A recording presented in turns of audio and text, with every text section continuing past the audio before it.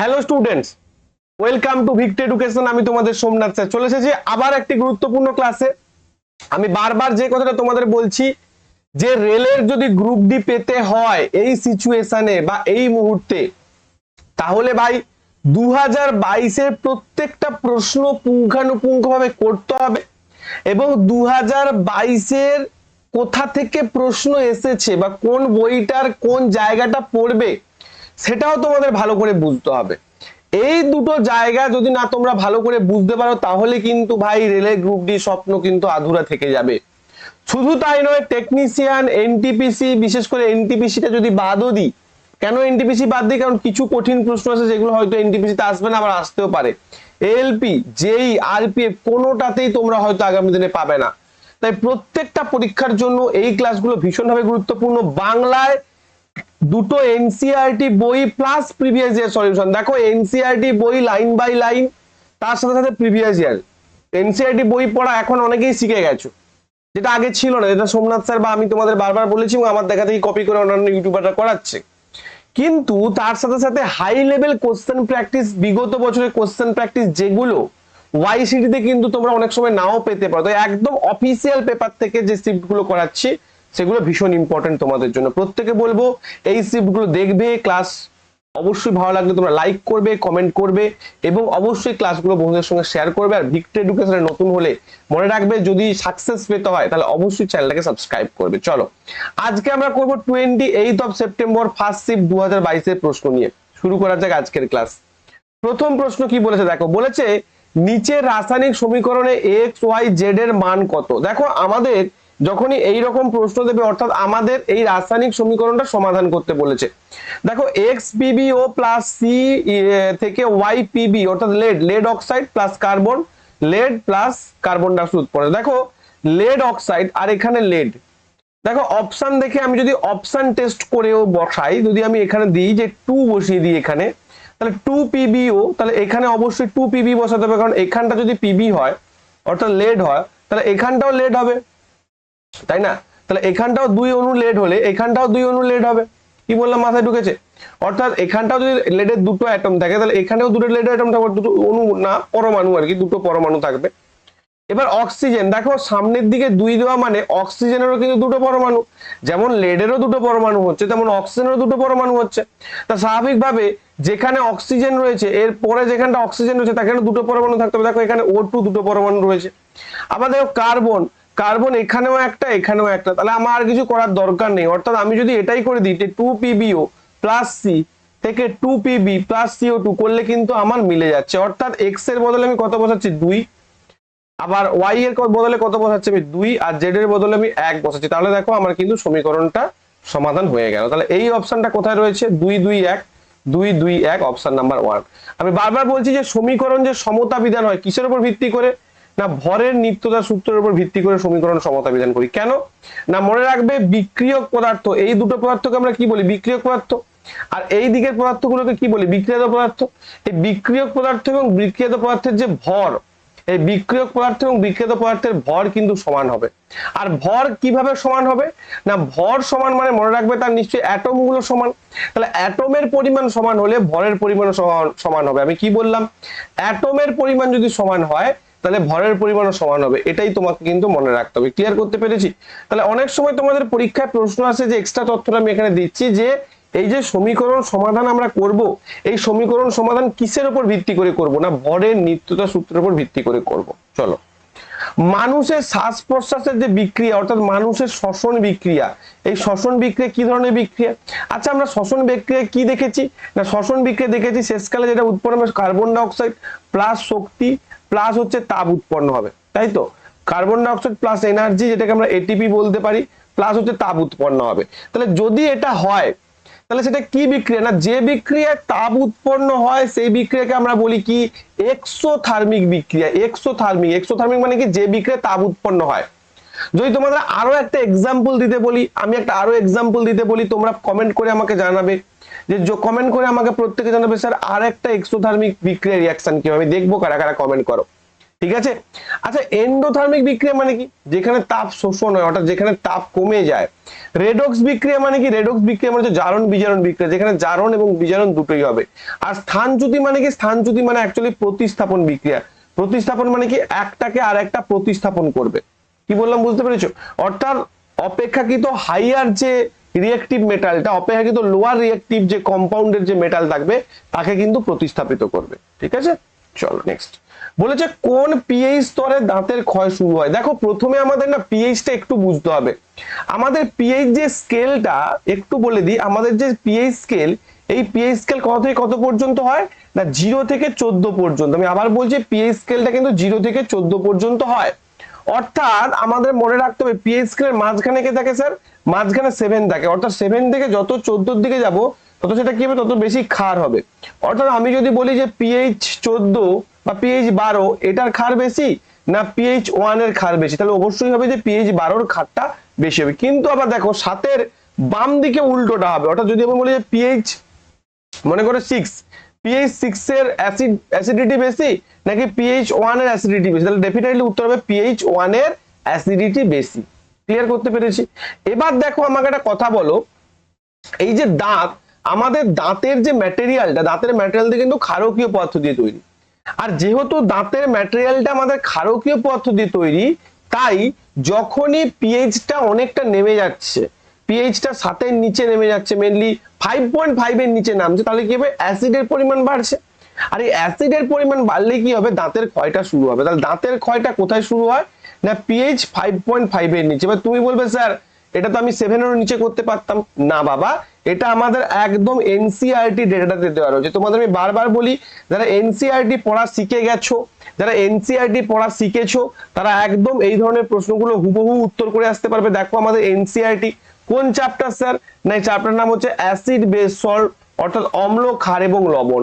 দেখো এখানে কিন্তু সুন্দর লেখা রয়েছে পিএইচ পরিবর্তন কারণে দাঁতের ক্ষয়। দেখতে পাচ্ছ এই পুরো যে প্যাসেজটা, এই প্যাসেজটা কিন্তু এখানে মেনশন করা রয়েছে। যখন মুখের ভিতরে পিএইচ 5.5 এর থেকে কম হয় তখন দাঁতের ক্ষয় শুরু হয়। দাঁতের এনামেল ক্যালসিয়াম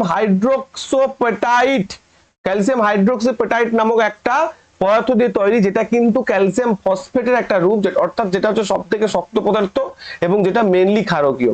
তো 5.5 এর নিচে গেলে কি হয়? ক্ষয় হয়, এটা মনে রাখবে। অর্থাৎ এখান থেকে আমরা আরো একটা ডেটা পেলাম যেটা পরীক্ষা আসতে পারে। সেটা কি না? সেটা হচ্ছে এনামেলের, যদি বলা যায় স্যার এনামেল যেটা আমাদের দাঁতের শক্ত পদার্থ, সেই এনামেলের রাসায়নিক নাম কি না? এনামেলের রাসায়নিক হচ্ছে ক্যালসিয়াম হাইড্রোক্সোপেটাইট। ঠিক আছে, বা ক্যালসিয়াম ফসফেটের একটা কেলাসাকার রূপ। কি বললাম? ক্যালসিয়াম ফসফেটের একটা কেলাসাকার রূপ। ক্লিয়ার করতে পেরেছি প্রত্যেককে? ওকে ফাইন, চলো নেক্সট। এইবার আমরা দেখবো যে গ্যাস্ট্রিক রসের পিএইচ কত। এগুলো পরীক্ষায় কিন্তু আছে। গ্যাস্ট্রিক রসের পিএইচ হচ্ছে 1.2। লেবুর রসের পিএইচ কত না প্রায় 2.2। বিশুদ্ধ জল রক্ত না প্রত্যেকে দেখো বিশুদ্ধ জল হচ্ছে 7 বা সামান্য অ্যালকালাইন হয় 7.4। মিল্ক অফ ম্যাগনেসিয়াম, তোমরা নিশ্চয়ই জানো যে মিল্ক অফ ম্যাগনেসিয়াম হচ্ছে অ্যান্টাসিড হিসেবে কাজ করে, এটা একটা ক্ষার। তাহলে এর যে পিএইচ কত 10। না সোডিয়াম হাইড্রোক্সাইড জানো তীব্র ক্ষার, এগুলো হচ্ছে তীব্র ক্ষার। অর্থাৎ যত আমরা এই দিকে যাব তত OH মাইনাসের ঘনত্ব কিন্তু বাড়বে এবং H প্লাসের ঘনত্ব কিন্তু কমবে। আর যত আমরা 7 এর বাম দিকে যাব তত H প্লাসের ঘনত্ব মানে H প্লাস আয়নের ঘনত্ব বাড়বে, কিন্তু OH মাইনাস আয়নের ঘনত্ব কমবে। আর তোমরা প্রত্যেকেই জানো যে H প্লাস আয়নের ঘনত্ব যত বাড়বে তত কিন্তু অ্যাসিডিটি বাড়বে এবং OH মাইনাস আয়নের ঘনত্ব যত কমবে তত কিন্তু অ্যাসিডিটি বাড়বে। Okay clear? চলো নেক্সট। এবং আরো একটা জিনিস এখানে বলে দিই, দাঁতের মাজন যা সাধারণত ক্ষারীয় হয়, যেটা অতিরিক্ত অম্লকে প্রশমিত করে দাঁতকে পরিষ্কার, দাঁতের ক্ষয় রোধ করে। অর্থাৎ দাঁতের যে মাজন, যেটা আমরা দাঁত মাজতে ব্যবহার করে থাকি, কলগেট বা পেপসোডেন্ট বা যাই কিছু হোক না কেন, সেটা ক্ষারকীয় পদার্থ দিয়ে তৈরি। কারণ কি না আমাদের মুখের মধ্যে অ্যাসিডিটিটা বেড়ে যায়, যে খাবারের কণাগুলো থাকে তার জন্য অ্যাসিডিটিটা বেড়ে যায়। আর বেড়ে যাওয়ার জন্য আমরা যখন ওই দাঁতের মাজনগুলো ব্যবহার করি যেটা ক্ষারকীয় হয়, তখন অ্যাসিডিটিটা দূর হয় এবং দাঁতের ক্ষয়প্রাপ্ত থেকে দাঁত রক্ষা পায়। পরবর্তী প্রশ্ন, কিশোর বয়সে প্রবেশ করা শিশুদের ছেলে এবং মেয়ের মধ্যে নিচের কোন পরিবর্তন লক্ষ্য করা যায় না? ভালো কথা। দেখো কিশোর বয়স মানে কি? মানে বয়স সন্ধিকাল, অর্থাৎ বাচ্চা থেকে কিশোর বয়সে যাবে। দেখো কোন পরিবর্তন লক্ষ্য করা যায় না বলছে, শরীরের সমস্ত অংশ চুলের বৃদ্ধি, শরীরের কিছু অংশে চুল গজায়, এটা তো একদম ঠিকঠাক। দেখো বিভিন্ন যে সেক্সুয়াল যে অর্গান রয়েছে সেই অর্গানে বিভিন্ন জায়গায় চুল গজায়। যেমন দেখবে একটা ছেলের যখন তার যখন পিউবার্টি শুরু হয় বা বয়ঃসন্ধি শুরু হয়, তার দেখবে গোপে চুল গজায় বা সেক্সুয়াল যে অর্গানস তার চারপাশে চুল গজায়, তো শরীরের কিছু অংশে চুল গজায়, এটা তো একদম ঠিক। কারো কারো ব্রণ তৈরি হয়, এটাও ঠিক। ত্বক তৈলাক্ত হয়, তৈলাক্ত ত্বক হয়, তো এইগুলো প্রত্যেকটা ঠিক। কিন্তু শরীরের সমস্ত অংশে চুলের বৃদ্ধি দেখা যায়, এটা কিন্তু ভুল। তাহলে তো সবাই বয়স সন্ধিকালে সব বন মানুষ হয়ে যেত, সেটা কি হয়? হয় না। তো this is your right answer. পরবর্তী প্রশ্নে চলে যাচ্ছি। প্রত্যেককে একটাই রিকোয়েস্ট করব যে ক্লাসগুলো ভালো লাগলে তোমরা অবশ্যই তোমাদের বন্ধু, তোমাদের দাদা দিদি বা ভাই বোন, বিশেষ করে ভাই বোন যারা রয়েছে তাদের সঙ্গে অবশ্যই শেয়ার করবে, কারণ এগুলো একদম কনসেপচুয়াল, একদম সবাই যাতে বুঝতে পারে সেই কনসেপ্টটা আমি তোমাদের কিন্তু বোঝানোর চেষ্টা করছি। কি বলেছে? তিনটে রোধক, প্রতিটি রোধক 2 ওহম, 3 ওহম এবং 5 ওহম ভোল্টেজের একটি ব্যাটারির সাথে সিরিজে সংযুক্ত রয়েছে। যদি দুই ওহম রোধের মধ্যে দিয়ে প্রবাহ 4 অ্যাম্পিয়ার হয়, তাহলে ভি হলো। ভালো একটা প্রশ্ন, ভালো করে প্রশ্নটা বুঝবে এখানটা। এই প্রশ্নটা কিন্তু অনেকে গুলিয়ে ফেলবে বা অনেকে অন্যরকম ভাবে করার চেষ্টা করবে, কিন্তু আমি তোমাদের ভালো করে বোঝাবো। দেখো আমাকে কি দিয়েছে? তিনটে রেজিস্ট্যান্স দিয়েছে, রাইট? তিনটে রেজিস্ট্যান্স দিয়েছে। কত কত না 2 ওহম, আমার 3 ওহম, আমার হচ্ছে 5 ওহম। কি বললাম? 2 ওহম, 3 ওহম, 5 ওহম। এবার এইটাকে আমার কি করেছে না ভোল্টেজে কানেক্টেড করে দিয়েছে, ভোল্টেজে কানেক্টেড করে দিয়েছে। তো সেই যে ভোল্টেজে কানেক্টেড করে দিয়েছে, ভিটা বের করতে হবে, যেখানে এখান দিয়ে যে কারেন্টটা যাচ্ছে 2 ওহমের মধ্যে দিয়ে কত না 4 অ্যাম্পিয়ার কারেন্ট যাচ্ছে। এবার আমাকে একটা কথা বলো, আমাকে একটা কথা বলো ভাই, ট্রিকটা কি এখানে? না যেহেতু সিরিজে কানেক্টেড রয়েছে, 2 ওহমের মধ্য দিয়ে যদি 4 অ্যাম্পিয়ার যায়, 3 ওহমের মধ্য দিয়েও 4 অ্যাম্পিয়ার যাবে, আবার 5 ওহমের মধ্য দিয়েও 4 অ্যাম্পিয়ার যাবে। অর্থাৎ টোটাল সার্কিটে কারেন্টটা হচ্ছে কত? কারেন্টটা হচ্ছে 4 অ্যাম্পিয়ার। এই কথাটাকেই ঘুরিয়ে বলেছে 2 ওহমের মধ্য দিয়ে কারেন্ট প্রবাহ হবে 4 অ্যাম্পিয়ার। মানে এটা বুঝতে পেরেছো? তাহলে আমার এখানে টোটাল রোধ কত না টোটাল রোধ কত না টোটাল রোধ হচ্ছে 2 যুক্ত 3 যুক্ত 5, অর্থাৎ 5 6 7 8 9, 5 6 7 8 9 10, অর্থাৎ আমরা রোধ পাচ্ছি 10 ওহম, 10 ওহম আমরা রোধ পাচ্ছি। ভালো কথা।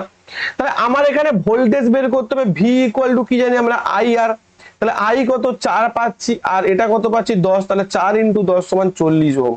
তাহলে 40 ওহম হচ্ছে ভোল্ট। তাহলে এই জায়গাটা তোমরা ভুল করবে না, মনে রাখবে সিরিজে যখন রেজিস্ট্যান্স গুলো কানেক্টেড থাকে তাদের ভোল্টেজ গুলো আলাদা হয়, কিন্তু তাদের মধ্যে দিয়ে যে কারেন্টটা তাদের মধ্যে দিয়ে যায় সেটা কিন্তু সেম পরিমাণ কারেন্ট যায়। আবার যদি এটা প্যারালালি কানেক্টেড হতো তাহলে কি হতো না, তাহলে কিন্তু তাদের মধ্য দিয়ে আলাদা পরিমাণ কারেন্ট যেত, কিন্তু তাদের মধ্যে যে ভোল্টেজ, সেই ভোল্টেজটা কিন্তু সেম হতো। তো এই জায়গাগুলো তোমাদের খেয়াল রাখতে। পরবর্তী প্রশ্ন, নিচের কোন বিবৃতিটি স্টেরিয়েটেড বা সরেখো পেশি সম্পর্কে সঠিক? এই প্রশ্নটা ভীষণ ইম্পর্টেন্ট, প্রচুর ছেলে মেয়েটা ভুল করবে, কিন্তু আমি তোমাদের সঠিকভাবে বোঝাবো যেটা কোনটা ঠিক হবে। দেখো আমার একটা কথা বলো, একটা পেশি আমরা দেখো সরেখো পেশি যাকে বলি, যাকে সরেখো পেশি বলি সেটাকেই আমরা কি বলি? ঐচ্ছিক পেশি বলি, হ্যাঁ কি না? সেটাকেই আমরা ঐচ্ছিক পেশি বলি, এবং সেটাকেই আমরা অনেক সময় কি বলি না, সেটাকেই আমরা ঐচ্ছিক পেশি বলি, সরেখো পেশি বলি, এইগুলো নাম বলি। কিন্তু এই সরেখো পেশি কেন বলি, আগে আমাকে সেটা জানতে চেয়েছি। ঐচ্ছিক পেশি কেন বলি? কারণ এই যে বোন মাসেলস গুলো যেগুলো থাকে আমাদের, ঐচ্ছিক পেশি যেগুলো আমাদের বোনের সঙ্গে কানেক্টেড থাকে এবং এগুলো আমরা নিজের ইচ্ছা মতো নাড়াতে পারি। কিন্তু অ্যাকচুয়ালি সরেখো পেশি কেন বলা হয় না, সরেখো পেশি এই কারণে বলা হয়। দেখো এখানে তোমরা মনে হবে যে স্যার প্রথম উত্তরটা ঠিক। কেন?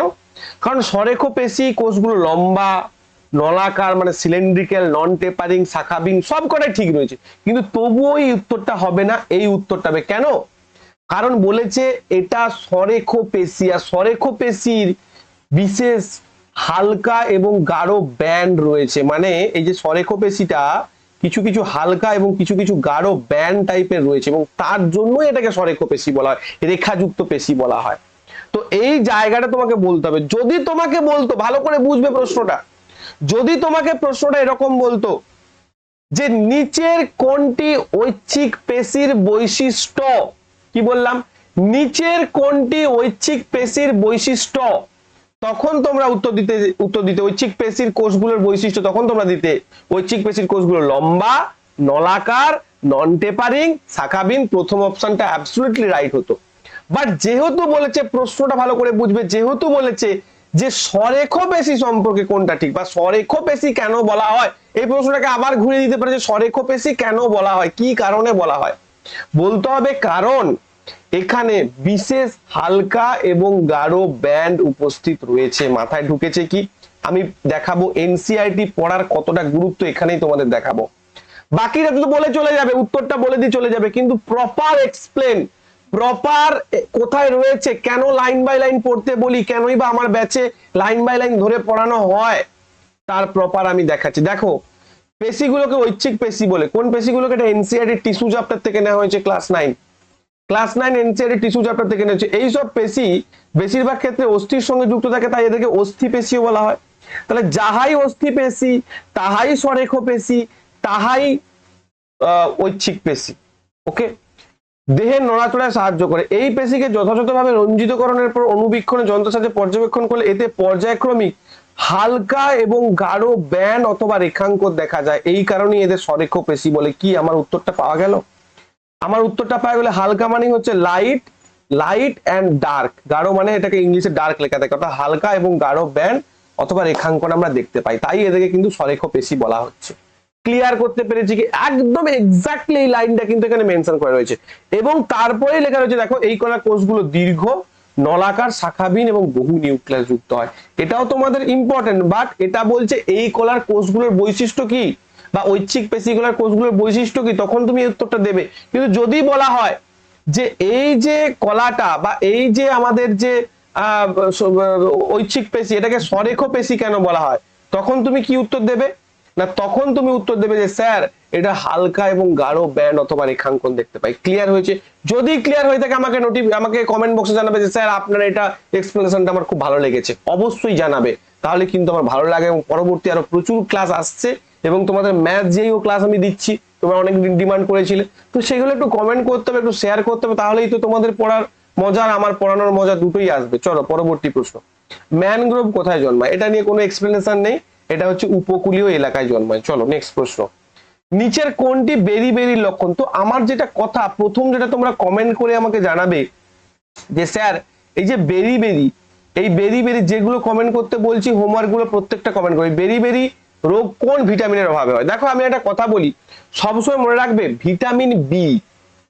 ভিটামিন বি এর যতগুলো রোগ আছে না, B1 B2 B3 B4 B5 B6 B7 B12 যত রোগ আছে, ম্যাক্সিমাম রোগগুলো কিন্তু স্কিন ডিজিজ। আমি আবার বলছি, এটুকু মনে রাখবে, ভিটামিন বি দিয়ে যত রোগ দেবে, যদি তোমাদের দিয়ে দেয়, আজকে বেরি দিয়েছে, কালকে নিয়াসিন দিল, ঠিক আছে, তো এইগুলো দিয়ে যখন তোমাদের দেবে যে ভিটামিন বি এর অভাবে পার্টিকুলার কোন একটা রোগ দেবে, তোমার মনে নেই, তখন ডেফিনেটলি কি দেবে? যে দুর্বল পেশি এবং কম শক্তি, অর্থাৎ দুর্বল পেশি মানে পেশি দুর্বলতা এবং কম শক্তি তোমাদের দিয়ে দেওয়া হয়। কি বললাম, মাথায় ঢুকেছে? দুর্বল পেশি এবং কম শক্তি। চলো পরবর্তী প্রশ্ন, কেন যৌন যোগাযোগের মাধ্যমে এইচআইভি ছড়ায়? দেখো এইচআইভি হিউম্যান ইমিউনোডেফিসিয়েন্সি ভাইরাস, অর্থাৎ এই ভাইরাসটা মেনলি যৌন ঘটিত যে রোগ, এটা হচ্ছে যৌন ঘটিত রোগ তৈরি করে, যেটাকে আমরা এইডস বলি। তো এই এইডসটা কেন হয়? কারণ এইচআইভি হয় কারণ কি? অবাঞ্ছিত যৌন সংসর্গ, অর্থাৎ আনপ্রোটেক্টিভ, উইথাউট প্রোটেকশন, যখন প্রচন্ড পরিমাণ বিভিন্ন সেক্স করা হয় বিভিন্ন লোকের সাথে, যখন ছেলে মেয়ে ছেলের সঙ্গে প্রচুর পরিমাণে সেক্স করে without any protection, without any condoms, তখন কিন্তু এই এইচআইভিটা ছড়ায়। ঠিক আছে, তো কেন ছড়ায়? কারণ মনে রাখবে ভাইরাল কণা। দেখো একটা কথা বলি, ধরো একটা সুস্থ লোক, মনে করো আমি সুস্থ লোক আর একটা সুস্থ লোকের সঙ্গে সেক্স করলাম, তো সেক্ষেত্রে কিন্তু সেখানে কোনো এইচআইভি ছড়াবে না। তো এইচআইভি ছড়ানোর জন্য একজনের মধ্যে এইচআইভি ভাইরাসটা থাকতে হবে, বা একজনকে বাহক হতে হবে। কি বললাম বুঝতে পেরেছো? তার মধ্যে হয়তো এইডস রোগটা নেই, বাট সে হয়তো বাহক, তো সেই ক্ষেত্রে কিন্তু ছড়াবে। ভাইরাল কণা সেমিনাল তরলে প্রচুর পরিমাণে থাকে, অর্থাৎ সেমিনাল যে ফ্লুইড হয়, ছেলেদের যে সেমিনাল ফ্লুইড হয় বা মেলদের যে সেমিনাল ফ্লুইড হয়, সেই সেমিনাল ফ্লুইডে যদি ভাইরাল কণাগুলো থাকে বা ভাইরাসের কণাগুলো থাকে, তখনই কিন্তু এইচআইভিটা ছড়াবে। চলো নেক্সট প্রশ্ন, চলো, যদি তর্জনী চৌম্বক ক্ষেত্রের দিক নির্দেশ করে, বুড়ো আঙুলটি একটি পরিবাহীর গতির দিক নির্দেশ করে, তবে বুড়ো আঙুল, তর্জনী এবং মধ্যম আঙুলকে একে অপরের সাথে লম্বায় প্রসারিত করলে প্ররোচিত কারেন্ট। একটা কথা বলো, প্ররোচিত কথাটার অর্থ আমি বারবার তোমাদের বুঝিয়ে এসেছি যে প্ররোচিত কথাটার অর্থ হচ্ছে ইনডিউসড কারেন্ট মানে কি? যখন কারেন্ট উৎপন্ন হচ্ছে। তাহলে আমাকে একটা কথা বলো, যে কারেন্ট উৎপন্ন হবে মানে কি? আমি বুঝতে পারছি ইনডিউস কারেন্ট কখন হয়, যখন জেনারেটরে আমরা দেখি যে ইনডিউস কারেন্ট উৎপন্ন হয়। আর জেনারেটরের কার্যপ্রণালী আমরা ফ্লেমিং এর ডান হাতে রুল দিয়ে বোঝাই। ডান হাতের রুলের ক্ষেত্রে কি বলবো? মধ্যমা হচ্ছে পরিবাহীর মানে প্রবাহ, এটা হচ্ছে পরিবাহীর গতির অভিমুখ বা বল, আর তর্জনীটি চৌম্বক ক্ষেত্র, এটা আমরা প্রত্যেকে জানি। তাহলে কারেন্টের দিক দেখাবে, তো এই যে দেখো যখনই প্ররোচিত কারেন্ট বলে দেবে না, বারবার মনে রাখবে, যখন ইনডিউসড কারেন্ট বলে দেবে তুমি ভাববে যে ওটা জেনারেটরের কথা বলেছে, আর তার জন্য তুমি ওটা করবে কি ফ্লেমিং এর ডান হাতের নিয়ম। আর ফ্লেমিং এর বাম হাতের নিয়ম কখন করব, এই প্ররোচিত কথাটা থাকবে না তখন, অর্থাৎ মোটরের ক্ষেত্রে যেটা হয়, মোটরের ক্ষেত্রে তখন সেটা আমরা কি বলছি, তখন সেটা আমরা বলছি সেটা কিন্তু ডান হাতে বাম হাতের নিয়ম।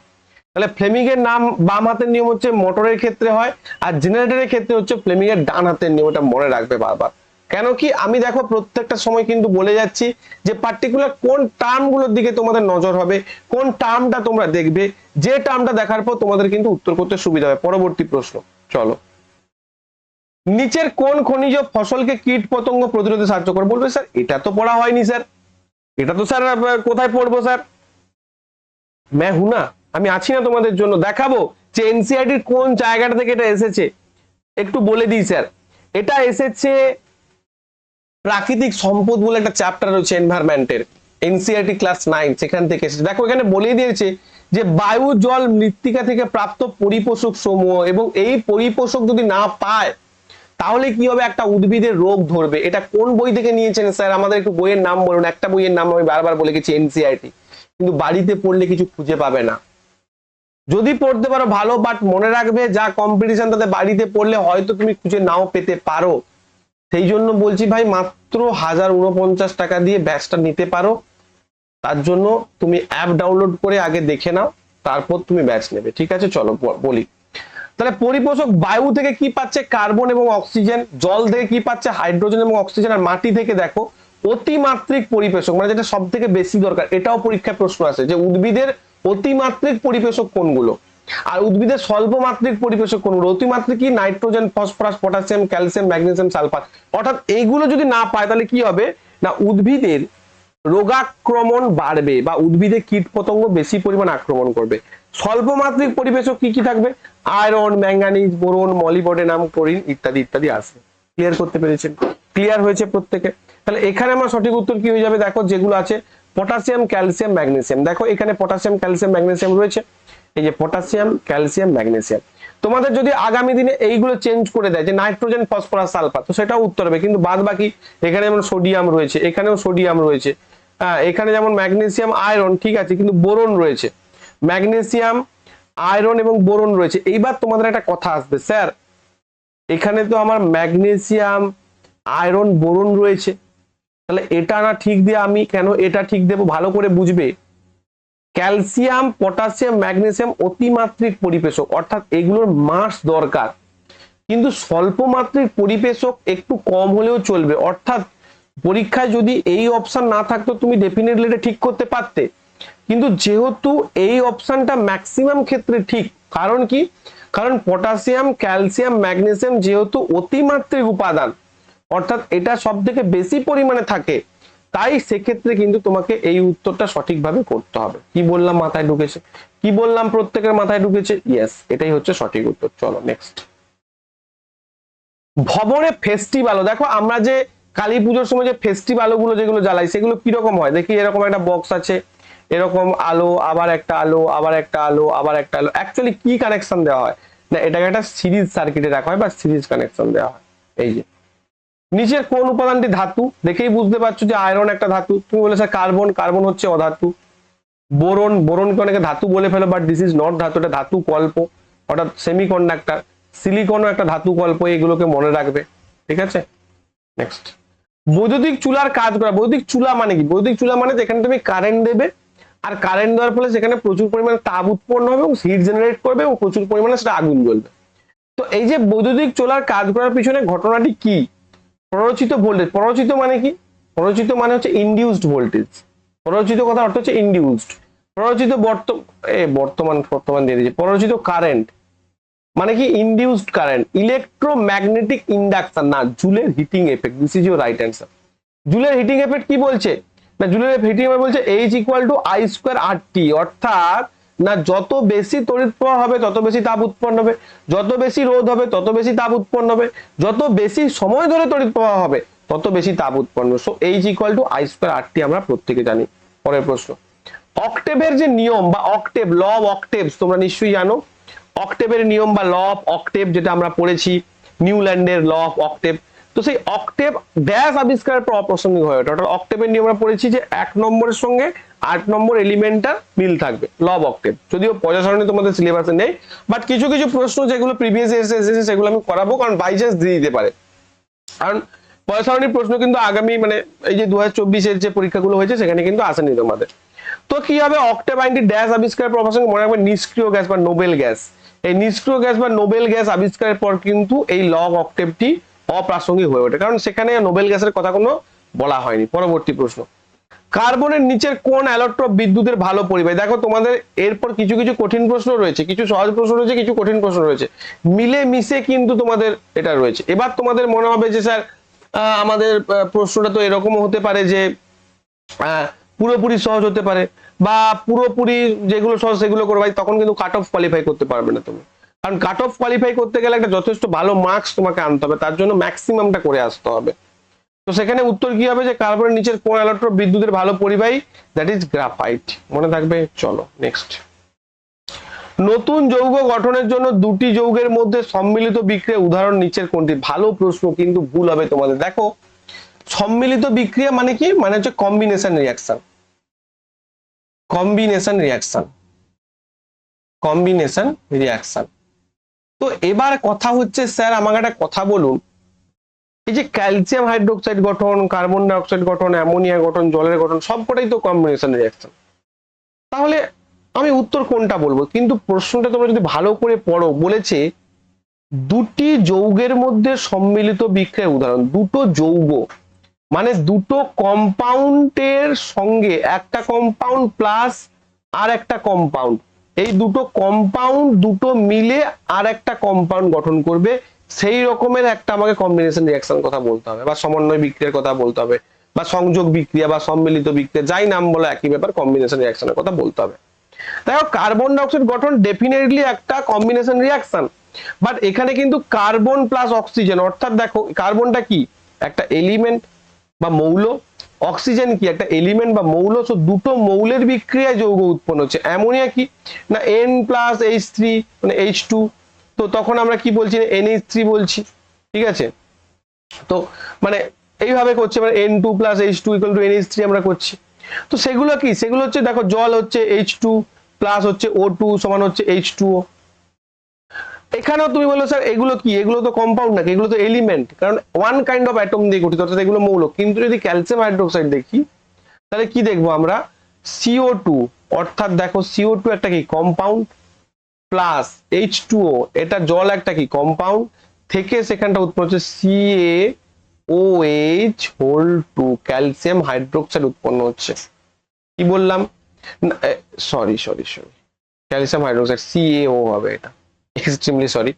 তো CaO ক্যালসিয়াম অক্সাইডের সঙ্গে যখন আমরা জল যোগ করব, ক্যালসিয়াম অক্সাইডের সঙ্গে যখন জল করবো, দেখো ক্যালসিয়াম অক্সাইডটা কি না, ক্যালসিয়াম অক্সাইড হচ্ছে একটা যৌগ, তাহলে এই যৌগে যখন আর একটা যৌগ আমরা অ্যাড করছি তখন আর একটা যৌগ এখানটা কিন্তু উৎপন্ন হচ্ছে, অর্থাৎ ক্যালসিয়াম অক্সাইড প্লাস হচ্ছে জল সমান ক্যালসিয়াম হাইড্রোক্সাইড। অর্থাৎ এটা তো এখানে তো এটাই বলেছে যে দুটি যৌগের মধ্যে সম্মিলিত বিক্রিয়া উদাহরণ।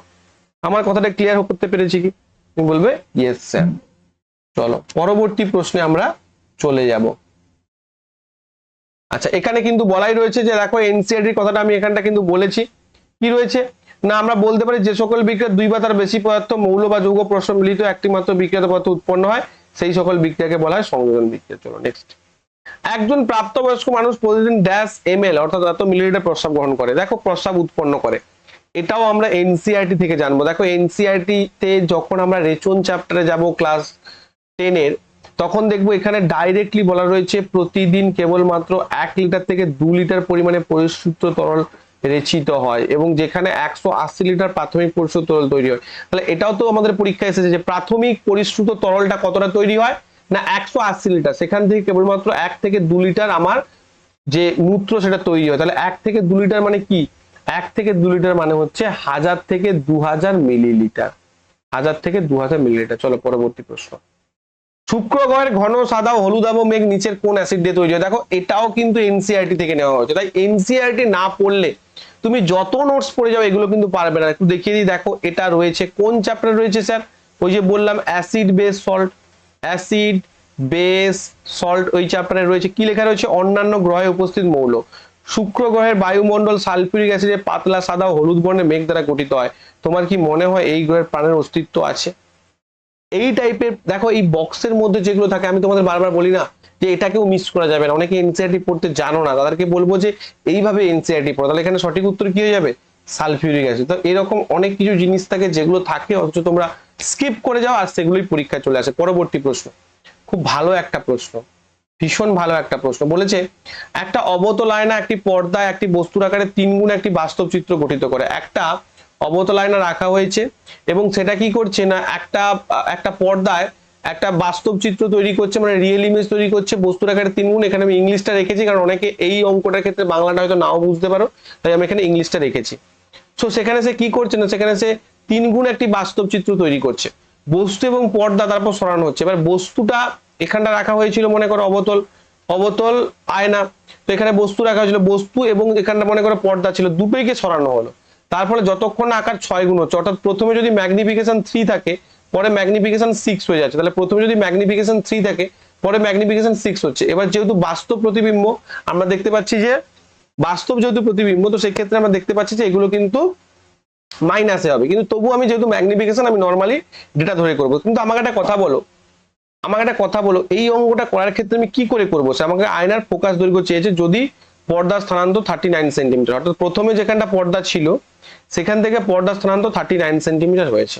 অর্থাৎ প্রথমে যেখানটা ভি গঠিত হয়েছিল পরে যেখানটা ভি গঠিত হলো তার দূরত্ব কত? 39 সেন্টিমিটার। চলো এটা করি, ভালো করে বুঝবে। প্রথমে আমার ম্যাগনিফিকেশন ছিল 3, বস্তু এবং পর্দা রাখা ছিল, তারপর বস্তু এবং পর্দাকে এমন জায়গায় সরানো হলো যেখানে ম্যাগনিফিকেশন 6 হলো। তা সেই যে পর্দাটা যেখানটা প্রথমে রাখা হয়েছিল আর যেখানে পরে রাখা হয়েছে তার মধ্যে ডিস্টেন্স কত? তার মধ্যে ডিস্টেন্স 39 সেন্টিমিটার। চলো আমরা কি জানি, 1/v plus 1/u is equal two 1/f। ঠিক আছে, এটা আমরা জানি, ভালো কথা। আচ্ছা আমরা ম্যাগনিফিকেশন ইজ ইকুয়াল টু কি জানি? না ম্যাগনিফিকেশন ইজ ইকুয়াল টু জানি minus of v by U. কি জানি? ম্যাগনিফিকেশন ইজ ইকুয়াল টু জানি minus of v by U. আমি এখানে মাইনাসের চিহ্ন টোটালি মাইনাস প্লাসের গল্প হাঁটিয়ে দিচ্ছি। কি বললাম? মাইনাস প্লাসের গল্প এখান থেকে টোটালি হাঁটিয়ে দিচ্ছি অঙ্কটা ক্যালকুলেট করার জন্য। তোমরা চাইলে মাইনাস প্লাস ধরে করতে পারো, কিন্তু আমি ইচ্ছে করে মাইনাস প্লাস ধরে করছি যাতে অঙ্কটা না জটিল হয়ে যায়। ঠিক আছে, বোঝো। এবার এই পুরো সমীকরণটাকে না আমি ভি দিয়ে ভাগ করব। তাহলে কি হবে স্যার? না ভি বাই ইউ প্লাস 1, দেখো ভি দিয়ে ভাগ করলে ভি বাই ভি মানে 1 plus V by U equal to V by F. হ্যাঁ কি না? বুঝতে পারলে? তুমি বলেছো কেন ভি দিয়ে ভাগ করলেন? কারণ দেখো ম্যাগনিফিকেশন ইকুয়াল টু তো V by U, so V by U মানে তো ম্যাগনিফিকেশন বসাতে পারবো, তাই আমি এটা দিয়ে ভাগ করলাম। আচ্ছা তাহলে এখানে দেখো ভি বাই এফ, তাহলে দেখো ভি বাই ইউ মানে কত? না স্যার ভি বাই ইউ মানে আপনি ম্যাগনিফিকেশন বললেন, তাহলে প্রাথমিকভাবে আমার ম্যাগনিফিকেশন কত ছিল? প্রাথমিকভাবে ম্যাগনিফিকেশন 3 ছিল। তাহলে আমি এখানটা কত বসাতে পারি? এখানটা কত বসাতে পারি? এখানটা আমি 3 বসাতে পারি ভি বাই ইউর বদলে। তাহলে 3 plus 1 is equal to V by F, অর্থাৎ আমি বসাতে পারি যে 4f is equal to V. এটা আমি প্রথম থেকে পেলাম। ক্লিয়ার করতে পেরেছি কি? 4f is equal to V. পরবর্তী কি দেখতে পাচ্ছি? পরবর্তীতে সেম ব্যাপার, এই সমীকরণটা গুছিয়ে রাখো। তাহলে আমি দেখো এই যে V by U plus 1 is equal to V by F, তাহলে এই পরবর্তীতে আমার ভি বাই এফটা কত? ভি বাই ইউটা কত হচ্ছে? না পরবর্তীতে আমার ভি বাই ইউটা হচ্ছে 6। তাহলে আমি এখানে কত বসবো? 6। তাহলে 6 একে 7। কিন্তু এখানে এই যে ভিটা, এখানে তো ভিটা ভি ড্যাশ হয়ে গেছে, কারণ এখানে তো ভিটা আর ভি নেই। যদি আমি এখানে ভি ড্যাশ বা ইউ ড্যাশ করি, তাহলে এই ভি ড্যাশের সঙ্গে ভি এর রিলেশন কি? না ভি ড্যাশের সঙ্গে ভি এর রিলেশন হচ্ছে ভি ড্যাশ, ভি আর ভি ড্যাশের মধ্যে ডিফারেন্স হচ্ছে 39, কারণ এটা পর্দার দূরত্ব। তাহলে আমি এখানে বলতে পারি যে V plus 39 divided by F. কি বললাম? V plus 39 divided by F, অর্থাৎ আমরা বলতে পারি যে 7f is equal to V plus 39। এবারে ভি এর মান আমি 4f, ভি এর মান আমি এখানে প্রথমটা পেয়েছি এফ এর রেসপেক্টে, তাহলে আমি এখানে কত বসাতে পারি? 7f is equal two 4f plus 39। কি বললাম? মাথায় ঢুকেছে? তাহলে আমি এখানটা বলতে পারি দেখো 7f মাইনাস 4f কত হয়? না 3f। তাহলে 3f ইকুয়াল টু 39 বা f equal to 39 divided by 3 is equal to 13। তাহলে আমি এখানে কত উত্তর পেলাম? 13 সেন্টিমিটার। কি বললাম? মাথায় ঢুকেছে? এটা আমি ইচ্ছে করে প্লাস মাইনাসে করলাম না, কারণ প্লাস মাইনাসে করলে তুমি সবকটা যদি মাইনাস প্লাস বসাও সেটা মাইনাসই বেরোবে, তাতে কোনো সন্দেহ নেই। যেহেতু অবতল আয়না বলেছে তাই আমি ইচ্ছে করে প্লাস মাইনাসে করলাম না, কারণ ভুল হওয়ার পসিবিলিটি থেকে যায়। তো এই জন্য এটা আমি ম্যাগনিফিকেশন যেহেতু প্রত্যেকটাতে মাইনাস প্লাস বসাইনি, তাই এটাতেও বসালাম না। তুমি মাইনাস প্লাস বসিয়ে দেখবে একই উত্তর আসবে। ক্লিয়ার করতে পেরেছি? না বুঝতে পারলে আমাকে কমেন্ট সেকশনে জানাবে, পরবর্তী ক্লাসে এটাকে আমি আবার বোঝাবো, আবার ক্লিয়ার করে দেবো। ওকে, ক্লিয়ার হয়েছে? এই ধরনের অঙ্ক কোথাও তুমি পাবে না বাবা, হিন্দি চ্যানেলে খুঁজে মরে গেলেও পাবে না, বাংলাতে তো পাবেই না, কিন্তু আমি তোমাদের এক্সক্লুসিভলি এইসব অঙ্ক করাচ্ছি। চলো পরবর্তী প্রশ্ন।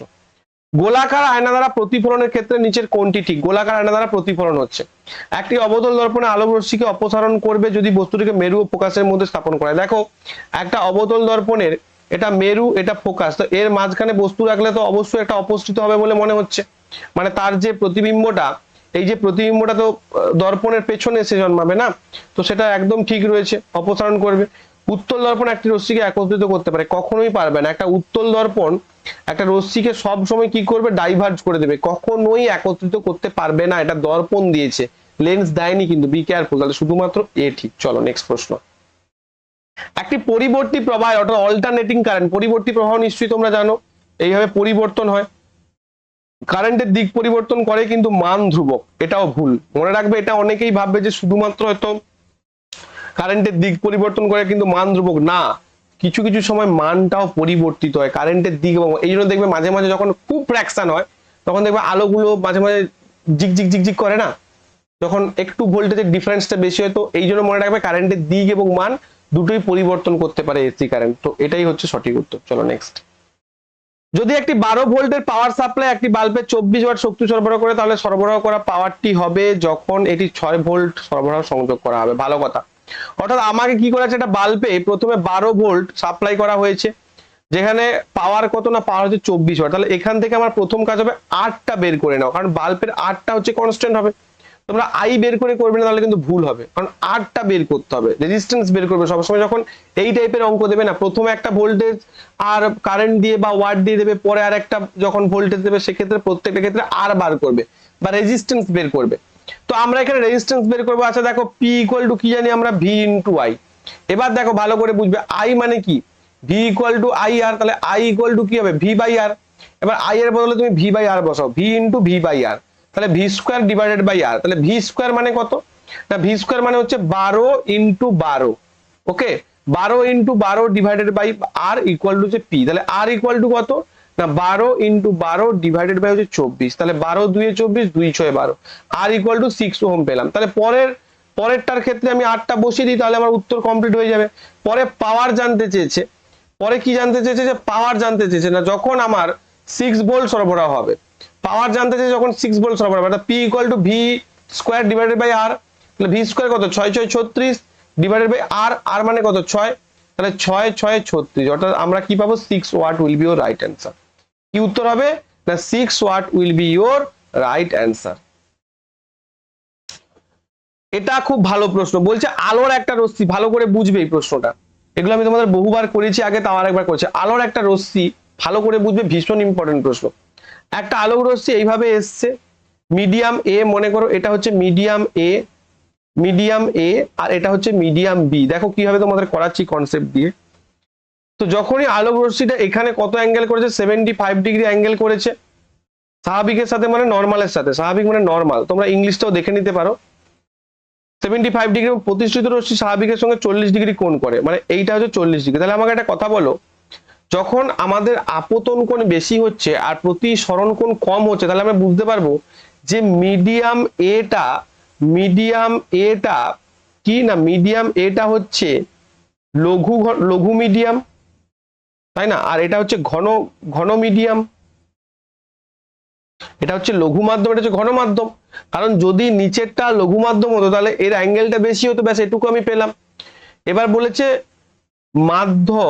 মাধ্যম এর আপেক্ষিক বি এর প্রতিসরণ, মানে মাধ্যম বি এর সাপেক্ষে, মাধ্যম এর সাপেক্ষে বি এর প্রতিসরণকারী সূচক বা প্রতিসরাঙ্ক। দেখো এটা আমরা কি করে করব না, মনে রাখবে মাধ্যম এর সাপেক্ষে মাধ্যম বি এর প্রতিসরাঙ্ক মানে কি না, মানে হচ্ছে স্যার মাধ্যম এর সাপেক্ষে মাধ্যম বি এর প্রতিসরাঙ্ক আমরা কি করে পাবো না, মনে রাখবে n1 sin 75 degree is equal to n2 sin 40 degree. অর্থাৎ মাধ্যম এর সাপেক্ষে বি এর প্রতিসরাঙ্ক, the refractive index of medium A, ও সরি এই বাংলা আর ইংলিশের মধ্যে পার্থক্য রয়েছে। মাধ্যম এর প্রতিসরাঙ্ক, মাধ্যম এর প্রতিসরাঙ্ক তোমাকে বের করতে হবে বি এর সাপেক্ষে। কি বললাম বুঝতে পেরেছো? ইংলিশটা হচ্ছে ঠিকঠাক রয়েছে, অর্থাৎ refractive index of medium A relative to the medium B. আমি দুটোই বোঝাচ্ছি তোমাদের। Refractive index of medium A relative to medium B, অর্থাৎ মিডিয়াম এর প্রতিসরাঙ্ক বের করতে হবে মিডিয়াম বি রেসপেক্টে। তাহলে আমরা কি বলবো? আমরা বলতে পারবো যে যখন আমরা মিডিয়াম, আমার কথা হচ্ছে এত কিছু বোঝার দরকার নেই, সিম্পলি মনে রেখে দাও, যখন মিডিয়াম এর প্রতিসরাঙ্ক বের করতে বলবে মিডিয়াম বির সাপেক্ষে, তখন আমরা করব সাইন আর বাই হচ্ছে সাইন আই, মানে কত? সাইন আর মানে কত? Sine 40 degree divided by sine 75 degree. এইটা আমরা করব। কি বলবো? Sine 40 degree by sine 75 degree. যদি উল্টোটা বলতো কোনো অঙ্কে, যদি উল্টোটা বলেছে, অর্থাৎ ব্যাপারটা কি, n1 by n2, n1 by n2 করলে কত হবে? Sine 40 degree divided by sine 75 degree. ঠিক আছে, ক্লিয়ার করতে পেরেছি? অর্থাৎ সাইন 40 ডিগ্রি বাই হচ্ছে সাইন 70 ডিগ্রি। এবার কথা হচ্ছে স্যার এটাকে আমি কি করে করব? Sine 40 by sine 75। দেখো আমার একটা কথা বলো, আমার মিডিয়াম বি যদি ঘন মাধ্যম হয় আর মিডিয়াম এ যদি লঘু মাধ্যম হয়, তাহলে ঘন মাধ্যমের প্রতিসরাঙ্ক বেশি হবে আর লঘু মাধ্যমের প্রতিসরাঙ্ক কম হবে। ঠিক আছে, এটুকু আমি বলতে পেরেছি। তাহলে দেখো sine 40 degree by sine 40 degree তুমি ভ্যালু অ্যাপ্রক্সিমেট করো। সাইন 40 ডিগ্রি মানে তুমি এটাকে সাইন 30 ডিগ্রি ধরে নাও, অর্থাৎ হাফ কম ধরো। আর সাইন 75 ডিগ্রি মানে তুমি এটাকে ধরে নাও যে সাইন 60 ডিগ্রি। সাইন 60 ডিগ্রি মান কত? সাইন 60 ডিগ্রি মান হচ্ছে √3/2। তুমি ধরে নাও যে হাফ ডিভাইডেড বাই √3/2, অর্থাৎ আমি যদি বলি যে কত হচ্ছে এটা, না হাফ ইন্টু 2/√3, তার মানে এটা হচ্ছে আমার 1/√3। কারণ তুমি তো এই ভ্যালুটা তো বসাতে পারবে না, তোমার তো 40 ডিগ্রি 75 ডিগ্রি মান পাবে না। 1/√3 মানে কত? 1/√3 মানে আমরা বলতে পারি, যদি √3 দিয়ে উপর নিচে গুণ করি তাহলে আমরা পাবো যে √3 ডিভাইডেড বাই 3। এবার √3 মান কত? √3 মান হচ্ছে 1.732, এরকম একটা মান, 1.732 ডিভাইডেড বাই 3। দেখো আমি তোমাদের বারবার বলছি, আমরা এই যে অ্যাঙ্গেলের মানটা নিয়েছি, আমরা এই অ্যাঙ্গেলের অ্যাপ্রক্সিমেট ভ্যালুটা কত নিয়েছি? না সাইন 40 ডিগ্রি থেকে একটু কম নিয়েছি, অর্থাৎ 30 ডিগ্রি নিয়েছি, 75 এর থেকে একটু কম নিয়েছি, কিন্তু ভ্যালু অনুযায়ী একটু বেশি হওয়ার কথা ছিল। তো সেইভাবে আমার এই মানটা বেরিয়েছে। দেখো আমি যদি করি যে 1.732, বা আমি যদি করি যে এটা মনে করো এটা আমার হচ্ছে যে 3 দিয়ে যদি ভাগ করি, তাহলে দেখো 3 5 15, কিন্তু 0.5 দিয়ে কোনো অ্যান্সার আছে কি? তুমি বলবে না স্যার। তার একদম নিয়ারেস্ট উত্তরটা কি রয়েছে? 3 6 18, 17 থেকে একটু বেশি। অর্থাৎ এগুলো যদি আমরা অ্যাকচুয়াল অ্যাঙ্গেলে মেজার করতাম তাহলে নিশ্চয়ই 18 দিয়ে সামথিং কিছু আসতো, তাই না? তো 3 6 18, তার মানে অ্যাকচুয়াল ভ্যালু হচ্ছে 6 পয়েন্ট সামথিং হবে। দেখো 0.6 দিয়ে একটা অ্যান্সার রয়েছে, সো এই অ্যান্সারটা আমি করবো। এই দুটো অ্যান্সার তো কোনোভাবেই হবে না। 8টা কেন হবে না? 8 দিলে কিন্তু অনেকটা বেশি হয়ে যাচ্ছে, 2 পয়েন্ট সামথিং হয়ে যাচ্ছে। তাহলে 1 পয়েন্ট, কারণ 8 3 24, এবার 6 3 18, দেখো 1.8, তাহলে 1 পয়েন্ট সামথিং মানে 0.67। ক্লিয়ার করতে পেরেছি কি? তো তোমরা যদি এইভাবে বিষয়গুলোকে করো না, যখনই এই টাইপের অঙ্ক দেবে তখন নিয়ারেস্ট ভ্যালু নেবে, এবং সবসময় চাইবে যে নিয়ারেস্ট ভ্যালু যেন, যদি দুটোই নাও দুটোই পিছিয়ে রাখো, দুটোই পিছিয়ে রাখবে। যেমন মনে করো 40 ডিগ্রি বদলে তুমি 45 ডিগ্রি নিতে পারতে, বাড়িয়ে রাখতে পারতে। আবার তুমি 75 এর বদলে 90 ডিগ্রি নিতে পারতে। হয় তুমি বাড়াও অথবা তুমি কমাও। কি বললাম মাথায় ঢুকেছে? ক্লিয়ার করতে পেরেছি? ওকে ফাইন, চলো নেক্সট। তো এই ছিল আজকের ক্লাস। আশা করি প্রত্যেকে ভালো লেগেছে, প্রত্যেকে বুঝতে পেরেছো। যদি বুঝতে পারো অবশ্যই ভাই চ্যানেলটাকে সাবস্ক্রাইব করবে যদি তুমি নতুন হও, কারণ এত কঠিন কঠিন সলিউশন ভিক্টরি এডুকেশন কিন্তু এটা অফিসিয়াল পেপার করাচ্ছে না, তো আমি নিজে পেপার সেট করেছি, নিজে তোমাদের কঠিন করে করাচ্ছি, একদম অফিসিয়াল পেপার, একদম হাতে নাতে তোমরা দেখতে পাচ্ছ। প্রত্যেকে বলবো দেখো আমাদের এখান থেকে প্রচুর টপার রয়েছে, যারা বিগত বছরের টেকনিশিয়ানে একদম কলকাতা মালদা এরকম দেখতে পাচ্ছ। পিসিএম ট্রেড থেকে পেয়েছে, সৌম্য চ্যাটার্জি পেয়েছে, তন্ময় পেয়েছে, কলকাতার জন্য। তো আরো প্রচুর সাকসেসফুল ক্যান্ডিডেটস রয়েছে। তো যদি তোমরা সাকসেসফুল হতে চাও, এখনো পর্যন্ত আমাদের যে ব্যাচটা হয়, তোমরা অনেকগুলো ব্যাচ রয়েছে আমাদের। শুধু সায়েন্স স্পেশাল ব্যাচ নিতে পারো, যেটা 1049 টাকা প্রাইস। শুধু জিকে স্পেশাল নিতে পারো 999। কিন্তু আমি বলবো যদি তুমি জিকে এবং সায়েন্স দুটো কম্বাইন নাও তাহলে 1599 পড়বে। তার জন্য তোমাকে অ্যাপ ডাউনলোড করতে হবে, এবং মক টেস্ট, সব থেকে বড় কথা গাইড এবং মনিটরিং করা। তোমাকে আমি ম্যাক্সিমাম টাইম তোমাকে মনিটরিং করে রাখবো। আর যদি সব সাবজেক্ট নিতে চাও, এখনো পর্যন্ত 2250 টাকা কিন্তু প্রাইস রয়েছে।